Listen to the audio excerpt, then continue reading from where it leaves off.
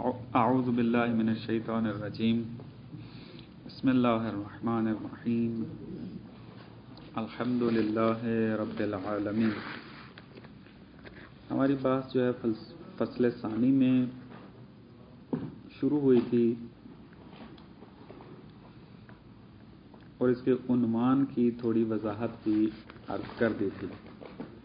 اگر آپ دوستان کو کوئی سوال ہے پچھلے درس کے اندر تو بیان کریں، وائلا آگے وارد ہوتے ہیں مسئلے میں۔ مطلب واضح ہو گیا تھا کل؟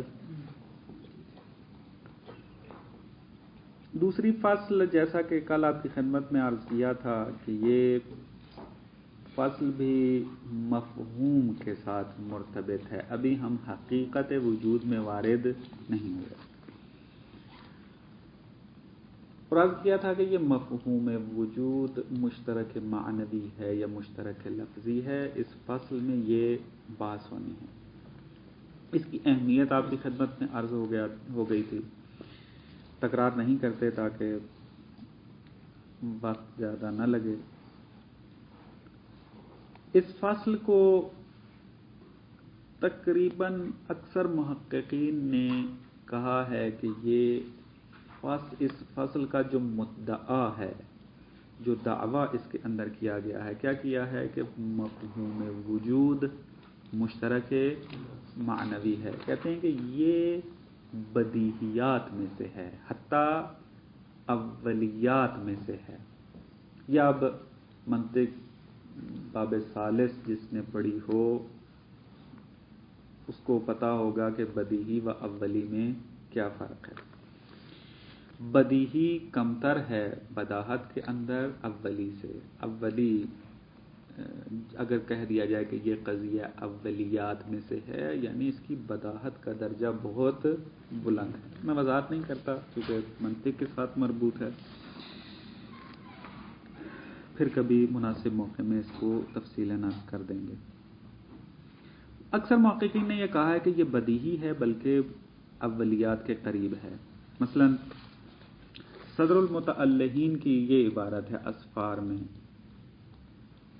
کہ مفہوم وجود کا مشترک معنوی ہونا فَهُوَ قَرِيبٌ مِّنَ الْأَوَّلِيَّاتِ، یہ اولی کے قریب ہے۔ اب اولی سے کیا مراد ہے؟ قریب من الاولی کیوں کہا؟ یہ تعبیر انشاءاللہ نہایت الحکمہ کے اندر جب آپ جائیں گے وہاں حل ہوگی، چونکہ وہاں پر علامہ نے بھی اسی تعبیر کو استعمال کیا ہے، تو لہذا چونکہ یہاں پر یہ تعبیر نہیں آئی، متن میں موجود نہیں ہے، لہذا ہم بھی اس کی وضاحت نہیں کرتے۔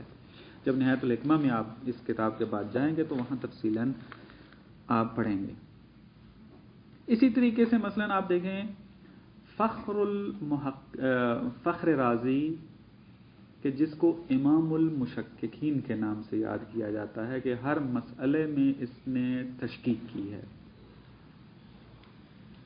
ایک بہت بڑی اہل سنت کی شخصیت گزری ہے اور امام المشککین کا لقب دیا گیا اس کو، یہ بھی حتیٰ اس مسئلے میں کوئی تشکیک نہیں کر سکا، شک نہیں ڈال سکا اس میں، اور یہ تعبیر استعمال کرتا ہے کہ یشبہ ان یکون من قبیل الاولیات۔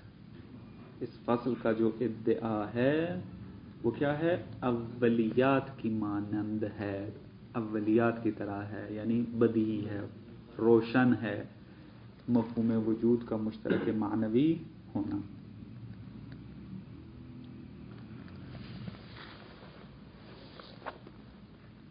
مشترک معنوی میں عرض کیا تھا کہ مراد یہ ہے کہ مفہوم وجود ایک معنی رکھتا ہے کہ جب آپ مختلف قضایا بناتے ہیں، اللہ موجود، الانسان موجود یا الحجر موجود کو بھی اضافہ کریں، مثلا مختلف قضایا، میں فقط مثال کے طور پر یہ قضایا آپ کی خدمت میں عرض کر رہا ہوں۔ اب قضیے کو انگلش میں نہیں معلوم کیا سینٹنس کہتے ہیں، میرے خیال میں جملہ اور قضیہ جو ہے میرے خیال میں آ جاتی ہے اس میں۔ یہ جو قضایا بنا رہے ہیں، یہ جملے آپ کی خدمت میں عرض کیے ہیں کہ اللہ موجود، کہ اللہ موجود ہے، الانسان موجود، اس میں موجود کا جو لفظ استعمال ہو رہا ہے مفہوم وجود دونوں میں ایک ہی معنی میں ہے، یعنی جو معنی آپ اللہ موجود میں سمجھ رہے ہیں وہی معنی آپ کہاں سمجھ رہے ہیں؟ الانسان موجود کے اندر، یعنی انسان موجود ہے، اس کا بھی وہی معنی ہے کہ جو اللہ موجود ہے کا معنی ہے۔ وجود کا ایک ہی معنی ہے دونوں قضایا میں۔ لیکن مشترک لفظی والے یہ کہتے ہیں کہ نہ، جب آپ کہتے ہیں کہ اللہ موجود، الانسان موجود، زید موجود مثلا، یا البقر موجود، یہ جو آپ قضایا بناتے ہیں ہر قضیے کے اندر وجود الگ معنی میں استعمال ہوا ہے۔ یہ ہے اشتراک لفظی کا ادعا و دعویٰ، و مراد کیا ہے؟ یہ ہے اس اشتراک لفظی کے اندر دو مبنا موجود ہیں۔ بعض کہتے ہیں کہ چاہے خداوند متعال ہو چاہے ما سوی اللہ ہو، یعنی خدا کے علاوہ جو بھی مخلوقات ہو، آپ جہاں بھی موجود یا وجود کا لفظ استعمال کریں گے وہ الگ معنی میں ہوگا۔ الانسان موجود کہیں وہاں اور معنی ہے، الحیوان موجود میں کہیں تو اس کا اور معنی ہے، اللہ موجود کہیں گے تو اس کا اور معنی ہے۔ یہ ایک نظریہ ہے مشترک لفظی میں کہ تمام موارد میں وجود الگ معنی رکھتا ہے۔ لیکن ایک اور مبنا موجود ہے اشتراک لفظی کے اندر، وہ یہ کہتا ہے کہ نہ، فرق ہے اللہ موجود اور الممکن موجود، ان دو کے درمیان مشترک لفظی ہے۔ یعنی جب آپ خدا بند متعال کے بارے میں قضیہ بنائے اور کہیں کہ خدا موجود ہے، اور پھر آپ جب یہ کہتے ہیں کہ ممکن موجود ہے، یعنی ممکن سے مراد آپ پوری جہان لے لیں، ممکن الوجود ہے، وہ ممکن موجود ہے، ان دو قضایا کے درمیان تو وجود، مفہوم وجود مشترک لفظی رکھتا ہے، یعنی اللہ موجود میں اور معنی ہے اور الممکن موجود میں اور معنی ہے۔ لیکن خود ممکنات کے درمیان جب آپ وجود کا استعمال کریں گے وہاں مشترک معنی ہے۔ مثلا جب آپ کہیں گے الحیوان موجود، الحجر موجود، مثلا یہ کیا اور مختلف، مثلا شجر جو ہے وہ موجود ہے، بلڈنگ موجود ہے، حرم موجود ہے، یہ جتنا بھی آپ موجود کی تعبیریں استعمال ممکنات کے اندر کریں گے یہاں ایک ہی معنی رکھتا ہے۔ یعنی الانسان موجود میں جو معنی آپ سمجھ رہے ہیں وہی آپ کہاں سمجھ رہے ہیں؟ الحیوان موجود کے اندر کوئی فرق نہیں ہے، ایک ہی معنی میں ہے۔ لیکن جب آپ آ جاتے ہیں یہ ممکنات مقابل میں کس کے؟ اللہ کے، وہاں پر جب آپ لفظ وجود استعمال کرتے ہیں یہاں یہ مشترک لفظی ہے، کیونکہ اللہ موجود میں الگ معنی ہے اور الممکن موجود میں وجود کا الگ معنی ہے۔ یہ دو مبنا و دو قول موجود ہیں اشتراک لفظی کے اندر۔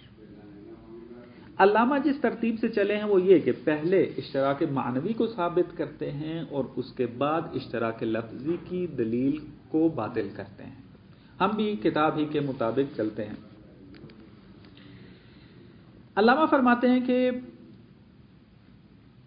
پہلی دلیل اس بات پر کہ مفہوم وجود مشترک معنوی ہے، پہلی دلیل اس کی یہ ہے، دقت کرنی ہے اس کے اندر۔ علامہ کہتے ہیں کہ آپ خود بھی اور ہم بھی سب مل کر وجود کی مختلف اقسام بیان کرتے ہیں۔ کبھی آپ کہہ رہے ہوتے ہیں کہ وجود یا واجب ہے یا ممکن ہے، وجود جو ہے یا جوہر ہے یا عرض ہے۔ یہ جو اقسام آپ بیان کر رہے ہوتے ہیں تقسیم کا ایک قاعدہ ہے۔ اب یہ بھی منطقی تقریباً بات ہے، باب تقسیم کے اندر آپ جائیں گے، تقسیم کا ایک قاعدہ یہ موجود ہے کہ مقسم اپنی اقسام کے اندر موجود ہوتا ہے. مثلا جب آپ کہتے ہیں کہ الکلمۃ اما اسم او فعل او حرف، اب یہاں پر آپ کا مقسم کسے کہتے ہیں؟ یعنی جس کو تقسیم کیا جا رہا ہے، اور اس کی جو اقسام ہے جس کی طرف آپ نے اس کو تقسیم کیا ہے، ان کے درمیان جو ہے تساوی کی نسبت پائی جاتی ہے. اقسام اور مقسم کے درمیان کون سی نسبت ہے؟ تساوی کی. یعنی کیا مراد؟ یعنی آپ اگر کہیں الفعل کلمۃ تو درست ہے، آپ نے غلط نہیں کہا. اسی طریقے سے الحرف کلمۃ، حرف کلمہ ہے، اس میں کوئی مشکل نہیں ہے. کیوں مشکل نہیں ہے؟ کیونکہ مقسم اپنی اقسام کے اندر جب تک موجود نہیں ہوگا تقسیم درست نہیں ہوگی.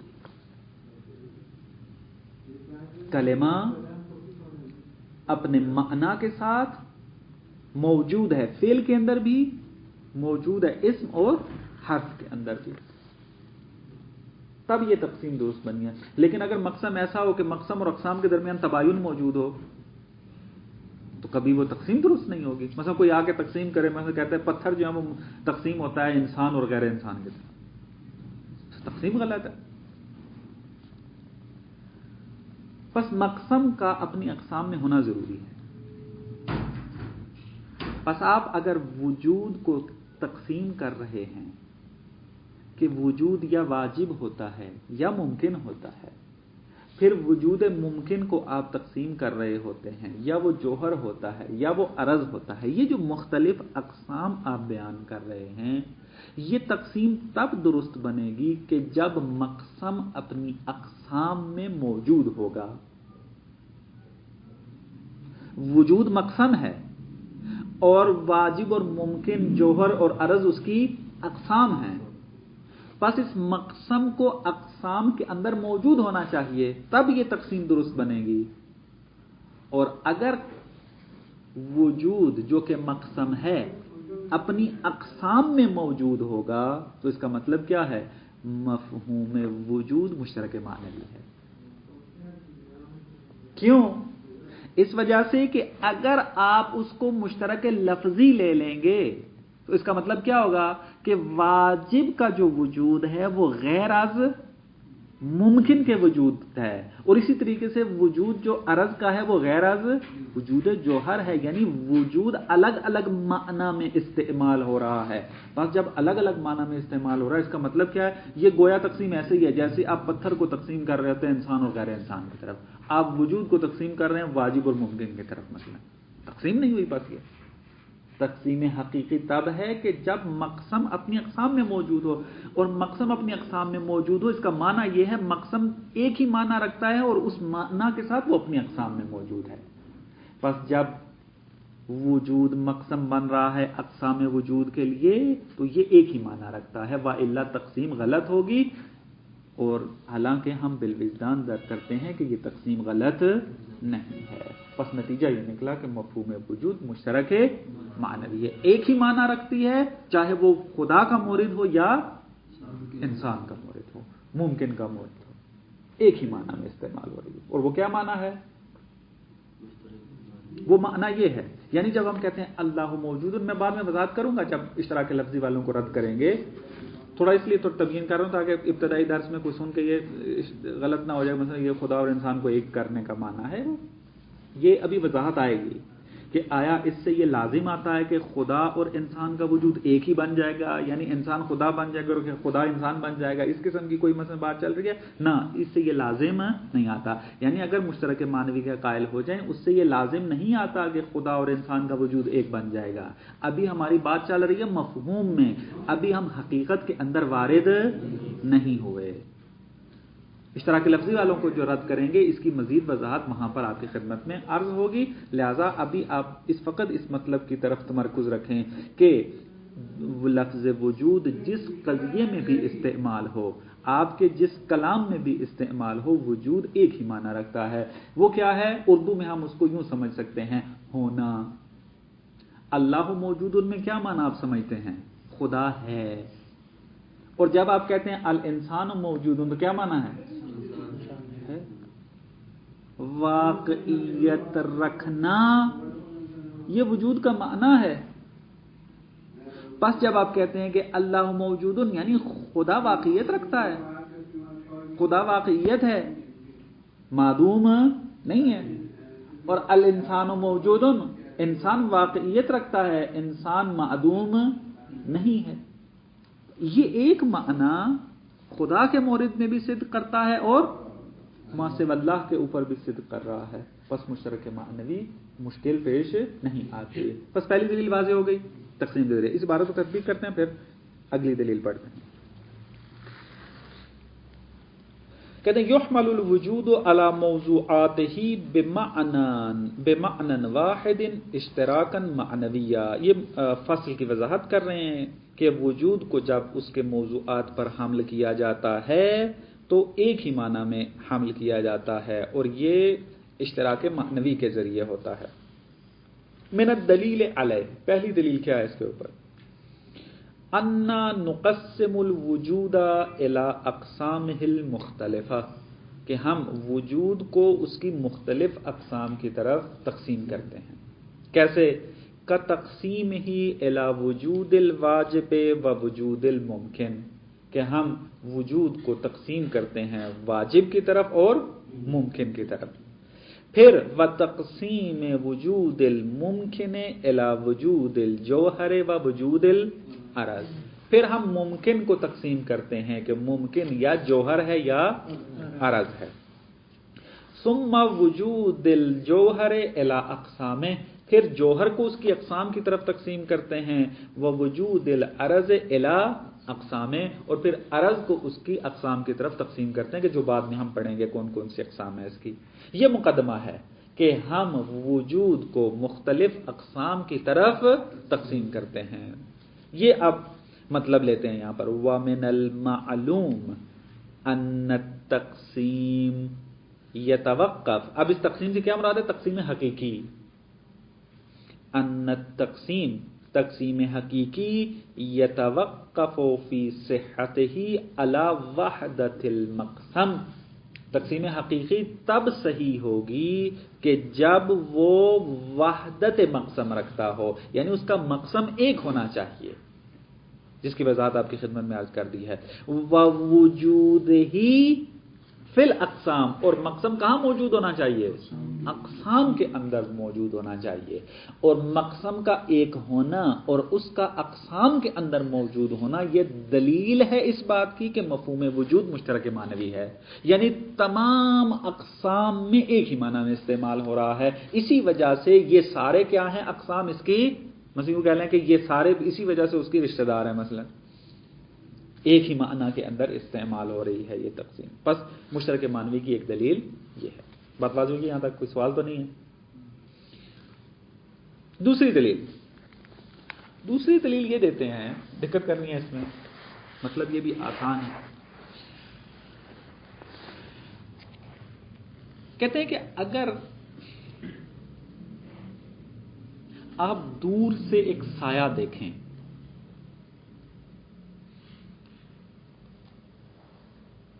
آپ کھڑے ہیں میدان میں، وہاں سے آپ کو ایک سایہ نظر آیا.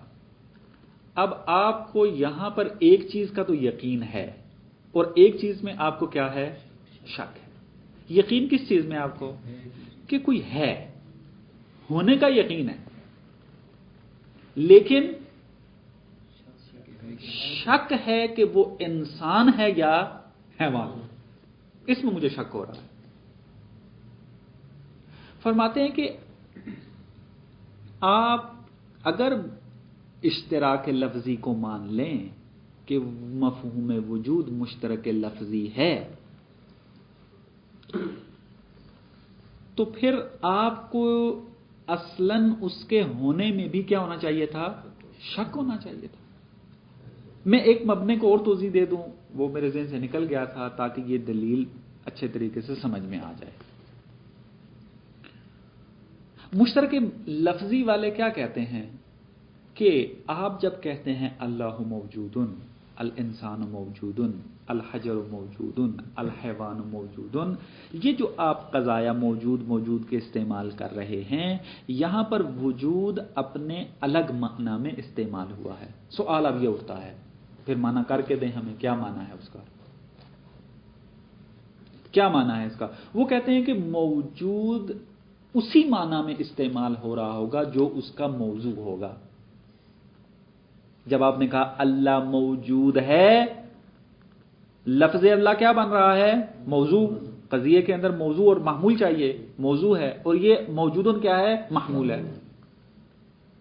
मुश्तरक लफ्ज़ी वाले कायल हैं कि मौजूद अपने मौजू के माना में इस्तेमाल होता है, जिस क़ज़िये में भी इस्तेमाल हो। तो अल्लाह मौजूदन का माना क्या हो जाएगा? अल्लाह अल्लाह। अल इंसानो मौजूदुन का माना क्या हो जाएगा? अल इंसानो इंसानुन, क्योंकि मौजूद का माना हर क़ज़िये में उसके मौजू वाला है। तो जहां भी आप अल्लाह मौजूदुन, इंसानो मौजूदुन, हैवान मौजूदुन मसलन ये क़ज़ाया बनाएंगे, इसका मतलब क्या है? अल्लाह अल्लाह, अल इंसानो इंसानुन, अल हैवान हैवानुन, अल हजर हजरुन, अशम्स शम्सुन, जो क़ज़ाया आप बना ले वो इसी तरीके से बनते जाएंगे उसमें। बस लफ्ज़ वजूद जो है अपने मौजू के माना में होता है। जब इशरा के लफ्ज़ी वालों की ये बात आपके ज़हन में बैठ गई, अब आते हैं फिर दलील की तरफ। हमने दूर से एक साया देखा, साया देखने के बाद हमें एक चीज का बिलविजदान दर्क हो गया, एक माने का एक यकीन हासिल हो गया कि कोई है, और शक है उसकी माहियत के अंदर कि वो इंसान है या गैर इंसान है। दलील हमारी ये है कि अगर मुश्तरक लफ्जी होता मफहूम वजूद, तो हमें उसके होने में भी क्या होना चाहिए था? शक होना चाहिए था। क्यों? इस वजह से कि आपके नजदीक वजूद का माना क्या है? मौजू वाला है, और अभी हमें मौजू में क्या है? शक है। यानी इंसान या गैर इंसान होने में अभी हमें शक है। तो जब हमें उसके बारे में पता चल जाता तो हमें क़ज़िया बनाते क्या? मसला अगर इंसान होता तो हम कहते अल इंसान मौजूदुन मसलन, दुरुस्त है। तो इसका माना क्या है? यानी इंसान इंसान है। तो अब जब हमें इंसान होने के अंदर ही शक हो रहा है कि ये साया कौन है, तो इसके फिर वजूद के अंदर भी क्या होना चाहिए था? हमें शक होना चाहिए था। लेकिन हम बिलविजदान दर्क कर रहे होते हैं कि हमें वजूद के बारे में तो शक नहीं है, इतना तो हमें यकीन है 100% कि कोई है, होने का हमें शक नहीं है, लेकिन उसकी माहियत के बारे में शक है कि वो इंसान है, हैवान है, क्या है, इसके बारे में हमें शक हो रहा है। बस इस तरीके का मतलब अगर हो तो वो मुश्तरक मानवी वालों के साथ साजगार है। मुश्तरक मानवी कहते हैं कि वजूद जो है वो क्या है? एक माना रखता है और इंसान उसको हर मौरिद में दर्क करता है, और वो माना गैर अज मौजू है। यानी अल इंसान मौजूदुन में इंसान का अपना माना है और मौजूद का अपना माना है। अगर मौजूद के बारे में पता चल जाए तो इसका लाजिमा ये नहीं है कि आपको इंसान का भी पता चल गया है, और अगर आपको इंसान के बारे में शक हो जाए तो इसका मतलब ये नहीं है कि आपको वजूद के बारे में शक हासिल हो जाए, ऐसा नहीं है। बस अगर आपकी दलील दुरुस्त, आपका मबना दुरुस्त होता तो हम बिलविजदान वजूद के बारे में भी शक करते। साए को देखकर हमें होने के अंदर भी क्या होता? शक होता, खुद होने के अंदर। अब इंसान का होना या गैर इंसान का होना इसकी बात नहीं चल रही, खुद होने को हम दर्क करते हैं। कोई चीज है, हमें इसके अंदर भी शक होना चाहिए था। क्यों? इस वजह से कि वजूद अपने मौजू के माना में इस्तेमाल होता है, और अभी तक मौजू के बारे में हम शक में हैं, बस वजूद भी क्या होना चाहिए? मशकूक होना चाहिए। हालांकि हम बिलविजदान दर्क करते हैं कि वजूद का माना हमारे लिए वाज़ेह है। फर्क कहां है? शक कहां है? उसकी माहियत के अंदर है, उसके मौजू के अंदर है। बस मालूम हुआ कि वजूद मुश्तरक लफ्जी नहीं है। बात वाज़ेह हुई है। व मिन दलील अलैह अन्ना रुबमा असबतना वजूद शैइन, हम एक चीज, बाज़ औक़ात हम एक चीज के वजूद को साबित कर देते हैं। सुम्मा तरद्ददना फी खुसूसियत ज़ातिह, لیکن ہم اس کی جو خصوصیت ہے، اس کی جو صفت ہے، اس کی جو امتیاز ہے، اس کے اندر ہمیں شک ہو جاتا ہے. جیسے مثال دیتے ہیں، کما لو اثبتنا للعالم عالم صانعا، ہم نے یہ تو برہان کے ساتھ ثابت کر دیا کہ اس کائنات کا کوئی بنانے والا ہے. اس کو تو ہم نے ثابت کر دیا کہ کوئی بنانے والا ہے. ثم ترددنا فی کونہ واجبا او ممکنہ، لیکن ہمیں ابھی اس بارے میں یقین نہیں ہوا، مردد و مشکوک ہیں کہ وہ جو بنانے والا ہے اس کائنات کو وہ واجب ہے یا ممکن. وفی کونہ ذا ماہیت او غیر ذی ماہیت، اور اس کے اندر مردد ہیں ہم ابھی کہ جو بنانے والا ہے اس کائنات کو وہ ماہیت رکھتا ہے یا نہیں رکھتا. ایک اور مثال دیتے ہیں، وَكَمَا لَوْ أَثْبَتْنَا لِلْإِنسَانِ نَفْسًا، ہم نے یہ تو ثابت کر دیا برہان کے ساتھ کہ انسان کے اندر بدن کے علاوہ ایک اور حقیقت موجود ہے کہ جس کو نفس کہا جاتا ہے. ثم شککنا فی کونہا مجردن او مادیہ، لیکن ابھی ہمیں شک ہے اس بات میں کہ یہ جو نفس ہم نے انسان کے لیے ثابت کیا ہے یہ نفس مجرد ہے یا مادی ہے. جوہرن او ارزن، جوہر ہے یا ارز ہے، اس کے بارے میں ابھی ہمیں شک ہے. مع بقاء العلم بوجودہ علی ما کان، لیکن ایک بات کے بارے میں ہمیں یقین ہے، کیا وہ اپنی خصوصیت میں چاہے جو بھی ہو اس کے ہونے میں ہمیں یقین ہے. نفس ہونے میں ہمیں یقین ہے، خالق ہونے میں ہمیں یقین ہے، شک ہمیں اس کی خصوصیت میں ہے کہ واجب ہے یا ممکن، نفس جو ہے وہ مجرد ہے یا مادی ہے. اس کے درمیان بس ہمارے پاس ایک چیز کیا ہے، مشکوک ہے، یعنی خصوصیت معلوم نہیں ہے، لیکن اس کے وجود میں، اس کے ہونے میں ہمیں یقین ہے. صانع کے وجود میں یقین ہے، نفس کے وجود میں ہمیں یقین ہے، ہاں اس کی ماہیت میں، اس کی خصوصیت میں ہمیں شک ہے. یہ مثال ہو گئی.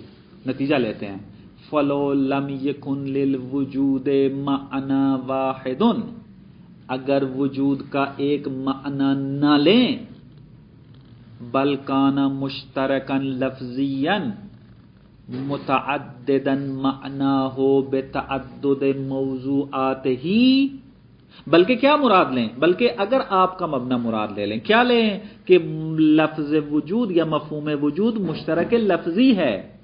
مشترک لفظی سے کیا مراد ہے آپ کی؟ یہ آگے جو عبارت آ رہی ہے یہ توضیح ہے مشترک لفظی والوں کی، جو میں نے خارج میں آپ کو خدمت میں عرض کیا ہے کہ مشترک لفظی والے وجود کا کیا معنی کرتے ہیں قضایا کے اندر، وہ یہ معنی کرتے ہیں متعدداً معنی ہو، وجود کا معنی متعدد ہے، کس کے ساتھ؟ بتعدد موضوعات ہی، اس کے موضوعات کے متعدد ہونے سے، یعنی جتنے موضوعات اس کائنات کے اندر موجود ہیں وجود کا اتنے ہی معانی ہیں. انسان اگر ہے تو اس کے وجود کا معنی بھی وہی ہے، حیوان اگر ہے اس کے وجود کا معنی بھی وہی ہے، حجر اگر ہے تو اس کے وجود کا معنی بھی وہی ہے. یہ مشترک لفظی کی توضیح ہے، متعدداً معناہ بتعدد موضوعات ہی. پس اگر آپ کے مبنے کو مان لیا جائے کہ مشترک لفظی ہے تو کیا نتیجہ نکلے گا؟ یہ پھر لو کا جواب ہے. فلو لم یکن کہا تھا، یہ اس کا جواب ہے. لتغیر معنی ہو تو وجود کا معنی متغیر ہونا چاہیے بتغیر موضوعات، کہ جب اس کے موضوع کو، جب اس کا موضوع متغیر ہو جائے تو وجود کا معنی بھی متغیر ہو جانا چاہیے. بحسب الاعتقاد بالضرورہ، یعنی آپ کا عقیدہ یہی ہے، بحسب الاعتقاد یعنی آپ عقیدہ رکھتے ہیں اس کا حتماً تبدیل ہو جانا چاہیے. لیکن ہم دیکھتے ہیں بالوجدان معنی بدلتے نہیں ہیں. مثلا دور سے جو سایہ میں نے دیکھا تھا، درست ہے، دور سے جو سایہ دیکھا تھا اس میں ہونے کا تو یقین تھا، لیکن مردد تھا کہ یہ انسان ہے یا غیر انسان ہے. تو اب مشترک لفظی کی اگر بات مان لیں تو انسان ہونے کی صورت میں وجود کا اور معنی ہونا چاہیے اور غیر انسان ہونے کی صورت میں اور معنی ہونا چاہیے. لیکن ہم بالوجدان در کرتے ہیں کہ ہونے کا معنی ایک ہی رہتا ہے اگر وہ انسان نکل آئے یا غیر انسان نکل آئے. مثلا واضح روشن ہو کے انسان ہو کے سامنے آ گیا, کیا آپ نے جو پہلے معنی در کیا تھا ہونے کو وہ تبدیل ہو جائے گا آپ کا؟ نہیں. اب وہ معنی اپنی جگہ ثابت رہے گا. ہاں آپ کو یقین ہو جائے گا کہ جس کے ہونے کا مجھے پتا چل گیا تھا وہ کون ہے؟ انسان ہے. وہ ہونا آپ کا معنی بدلتا نہیں ہے.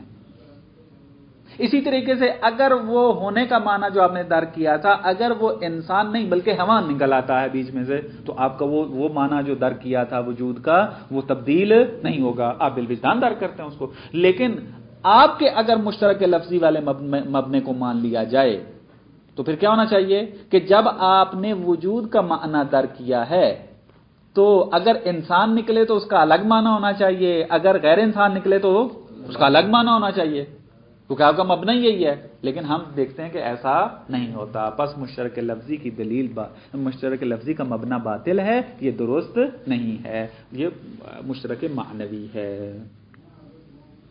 تیسری دلیل مشترک معنوی کے اوپر, یہ دقت کرنی ہے تھوڑی سی, مطلب آسان ہے لیکن تھوڑا دقت طلب ہے. یہ آپ نے علم منطق میں پڑھا ہے کہ اجتماع النقیضین محال. نقیضین دو ایک جگہ پر جمع نہیں ہو سکتی. اب آپ اپنے سامنے دو قضیے رکھیں, اس طرف آپ رکھیں اللہ موجود اور اس طرف آپ قضیے رکھیں الانسان موجود. انتہائی دقت کرنی ہے اس کے اندر. اگر مشترک لفظی کا مبنا قبول کر لیا جائے تو کیا لازم آئے گا؟ تو لازم یہ آئے گا کہ یہاں پر نقیضین مرتفع ہو گئی ہیں. جس طرح کہ عرض کیا اجتماع النقیضین محال ہے, ارتفاع النقیضین بھی محال ہے. یعنی جس طریقے سے وجود اور عدم جمع نہیں ہو سکتے اسی طریقے سے وجود اور عدم اٹھ بھی نہیں سکتے. یعنی ایسا نہیں کہہ سکتے کہ یہ جو موبائل میرے سامنے پڑا ہے یا موبائل جو ہے نہ تو ہے اور نہ نہیں ہے, یعنی نہ موجود ہے نہ معدوم ہے. بابا ایک تو چیز ہے یا وجود رکھتا ہے یا معدوم رکھتا ہے, عدم رکھتا ہے, کوئی ایک چیز رکھتا ہے. بس جس طریقے سے یہ جمع نہیں ہو سکتے اسی طریقے سے یہ اٹھ بھی نہیں سکتے. ان دونوں میں سے حتماً ایک چیز کا ہونا ضروری ہے, وجود ہو یا عدم ہو. کہتے ہیں اگر ہم یہ دو قضیے بنائے ہیں اللہ موجود اور الانسان موجود, اگر مشترک لفظی کے قائل ہو جائیں تو ارتفاع النقیضین لازم آئے گا اور اجتماع النقیضین کو بھی یہاں ہم ثابت کر سکتے ہیں, یعنی لازم آ جائے گا. کیسے؟ دیکھیں اس طرح.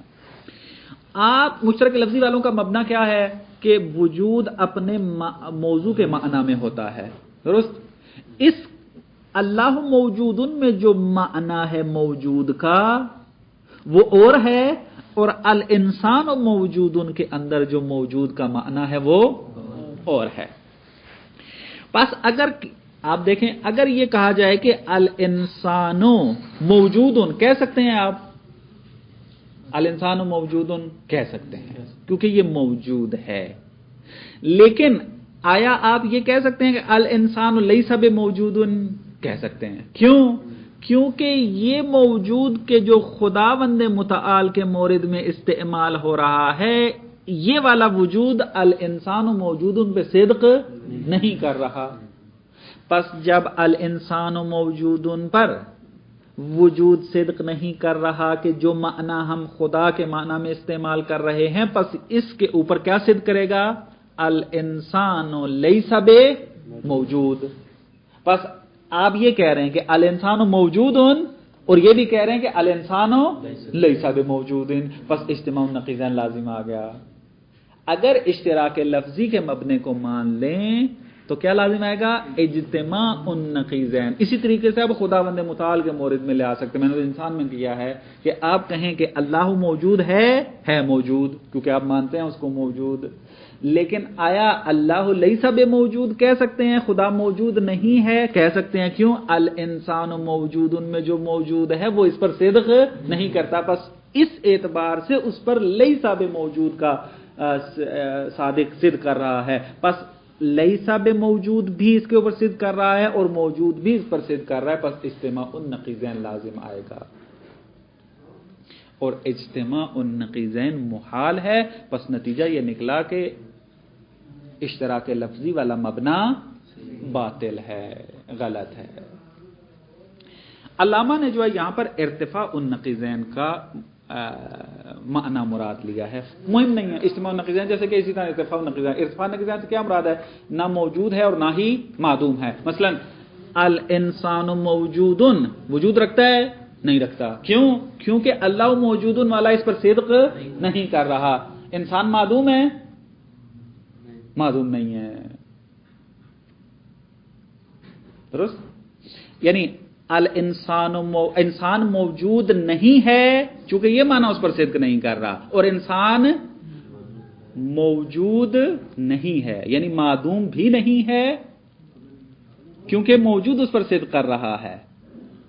الانسان موجود جب آپ کہہ رہے ہیں پس معدوم نہیں ہے، اور موجود ہے نہیں ہے، پس معدوم بھی نہیں ہے اور موجود بھی نہیں ہے. ارتفاع النقیضین ہے.